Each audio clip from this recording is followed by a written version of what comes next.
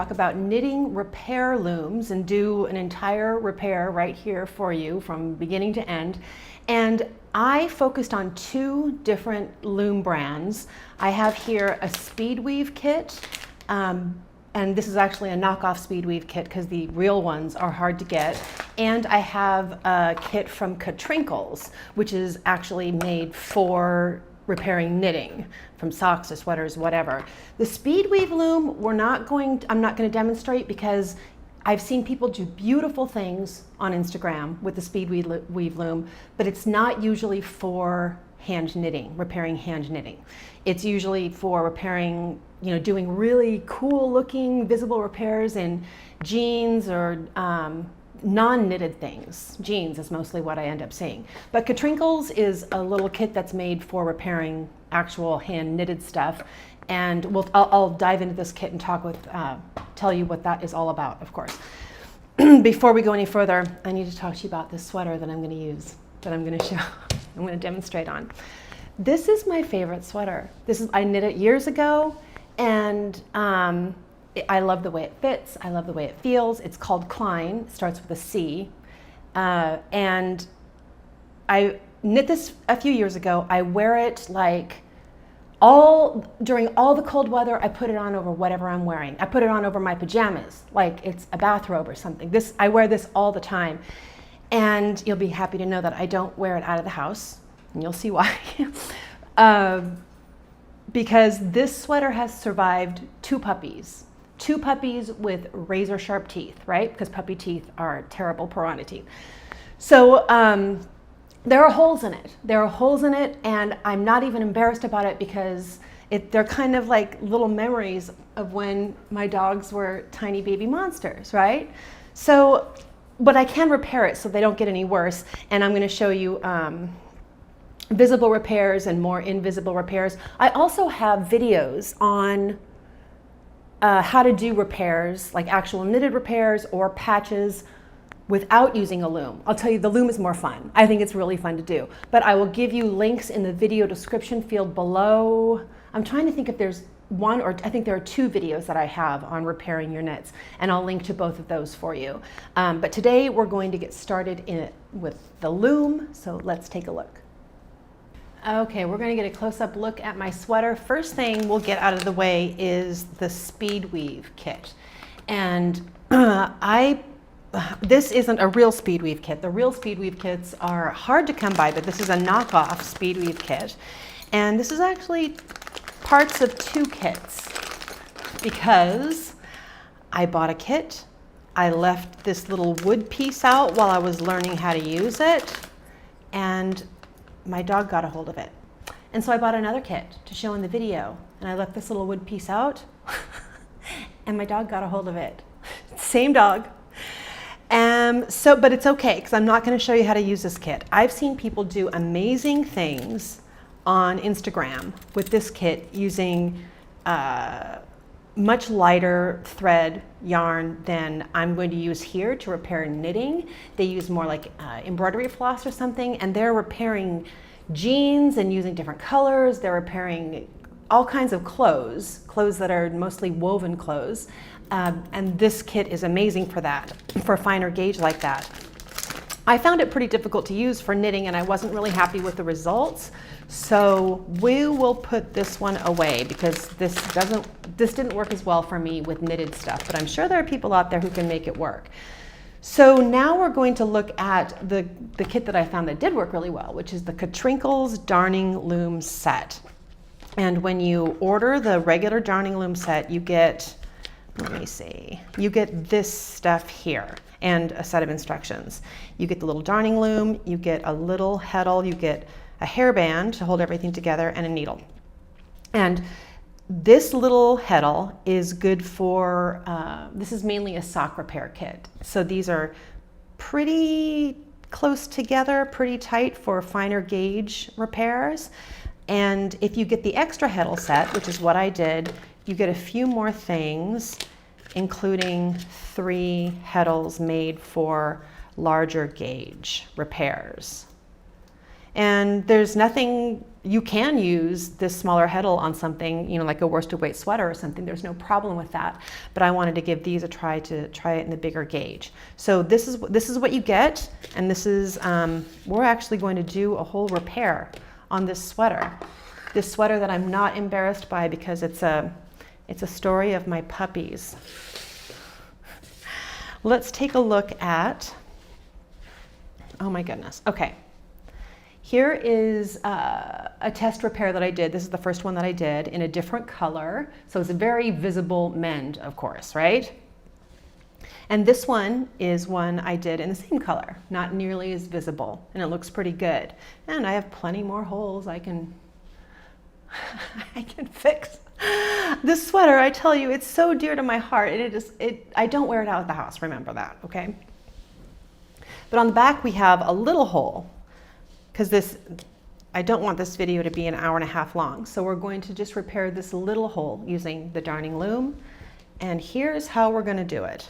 You take the darning loom with the flat edge on top and put it behind your repair and get the top of the hole pretty close to the flat edge.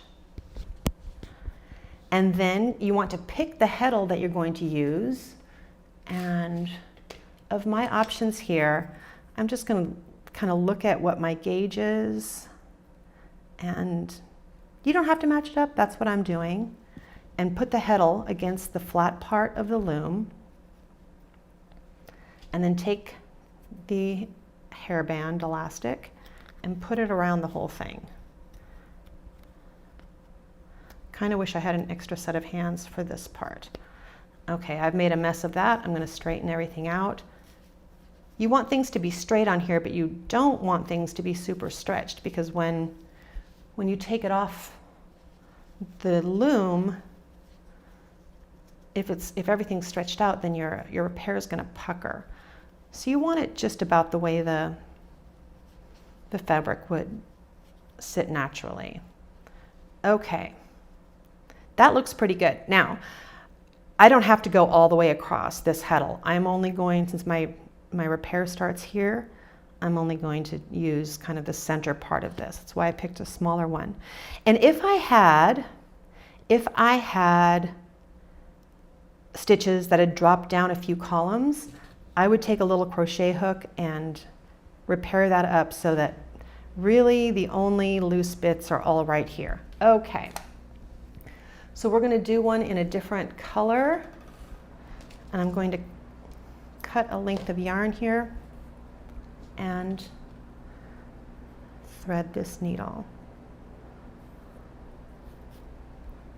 And take the other end, and I want to stick it under the elastic band just to hold it there.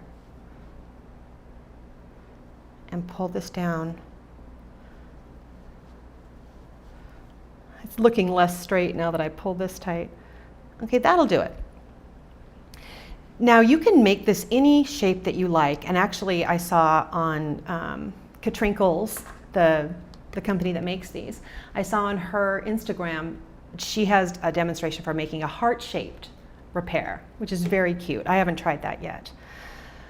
So I'm going to follow down past the spot where my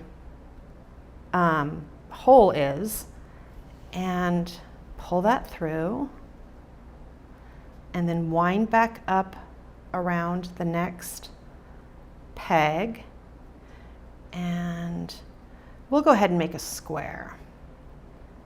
Go down into the stitch. I'm going under both legs of the stitch. The repair will work if you want to squish all these closer together and just go through half a stitch and then wind back up.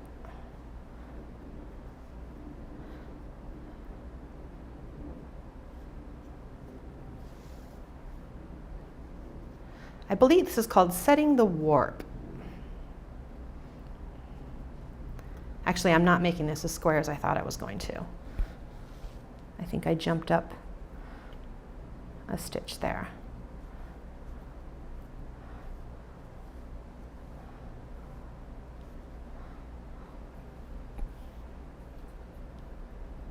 I think this is really fun. I've had such a good time doing these repairs, and also looking on Instagram and seeing what other people are doing, because I've just been doing one color. I've just been doing, you know, kind of square repairs. Is that one? I think this is the one I want.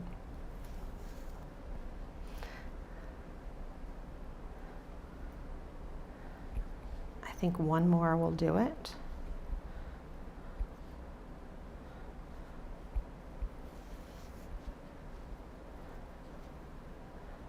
Okay, now we get to the fun part. We get to weave. My yarn is already attached over here, so normally I would have to attach it over here. I don't have to this time. So I'm going to take the eye end of my needle and weave in, out, or up, down, over, under, is that what I'm trying to say? And pull that through. And then use the eye end to straighten everything out. And then attach the yarn on the other side. I'm going to pick up half a stitch over here. Whoops, I just bumped the camera. I am sorry. And then going back the other way, of course, I'll do the opposite of what I did there. So under, over.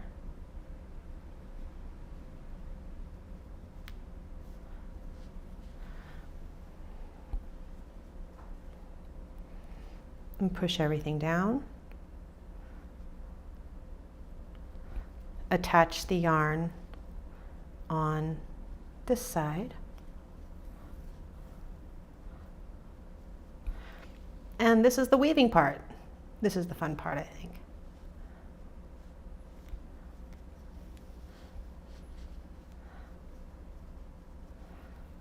Just don't forget to attach the yarn. I can't tell you how many times I forgot to attach the yarn on the other side because I was so into the weaving part. And then I had to undo it.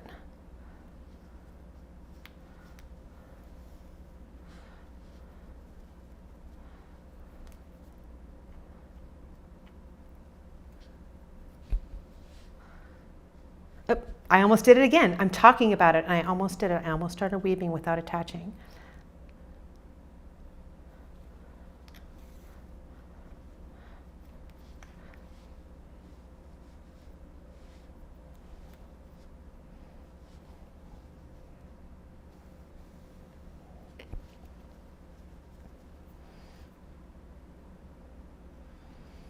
And if you want to make a square, an accurate square, make sure you're picking up from the same column as you work up. You can get an interesting shape out of it if you don't.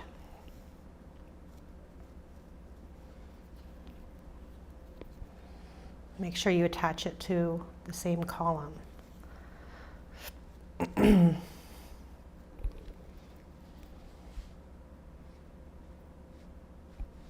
I'm going to try to hustle a little bit here. I don't want this video to be really long and boring. Oh, I want to point something out. Where is it? When you get the extra heddle set, you get this needle, a wood needle that you can use for the weaving part. You know how I'm using the blunt, the eye end of this needle. So if you try to use a sharp end, you'll just split the yarn.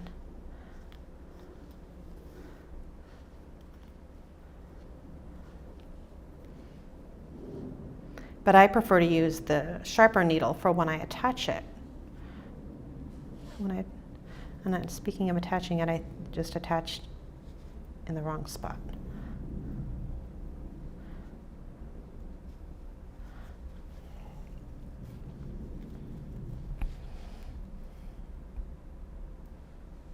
Okay, we're getting up to a spot where it's a bit trickier to get my needle in there.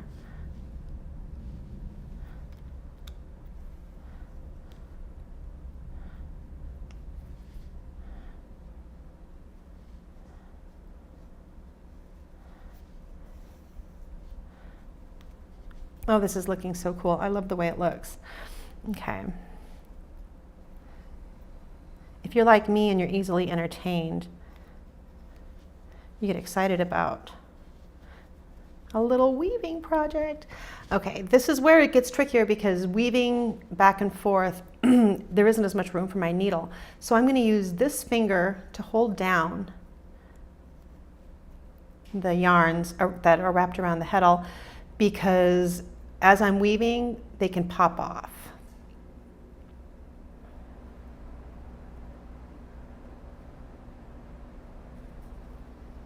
They want to pop off.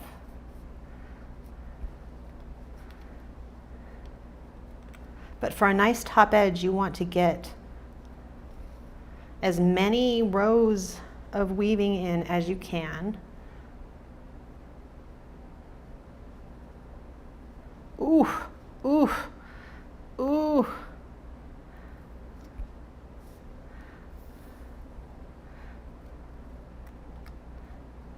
I want to get one more, I really do.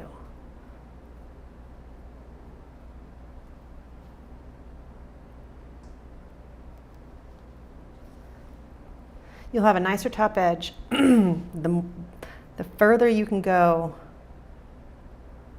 I know you're all rooting for me. Woo! Look at that. Okay.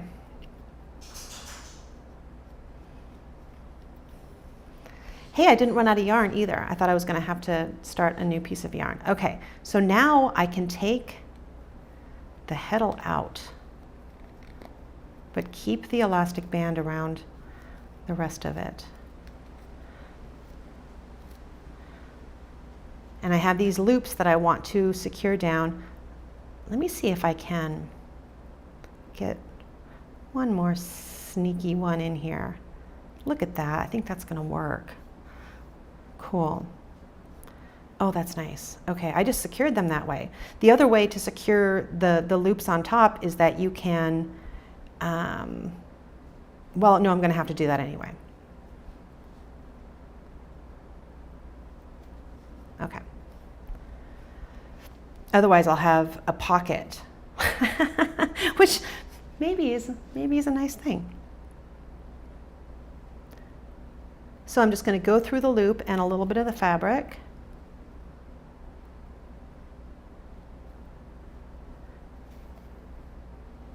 To secure the top. Nothing fancy.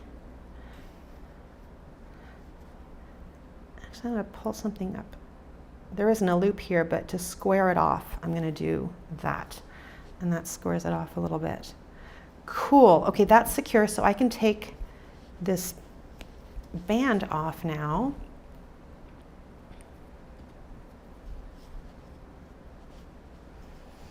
And I'm going to want to weave in the ends on the other side, but there's one more little security thing I can do. I'm going to poke this my threaded needle down into the fabric and turn it over. Because if you're worried about things coming unraveled back here, like I'm not really that worried about it because this is a non-superwash wool yarn. But depending on the yarn that you have, things can come unraveled back here. So I'm going to just do a little whip stitch around for the few open loops that I can see. And if you just grab a little bit of the yarn on the back of your new patch, nothing will show through on the front. I know that there's got to be I'll just secure it down. I'm looking for a loop. I don't see one, so I'm just going to secure it down.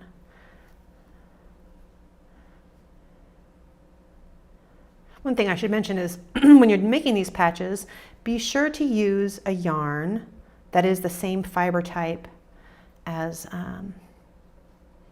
your main sweater or sock or whatever, so that the washing instructions don't change.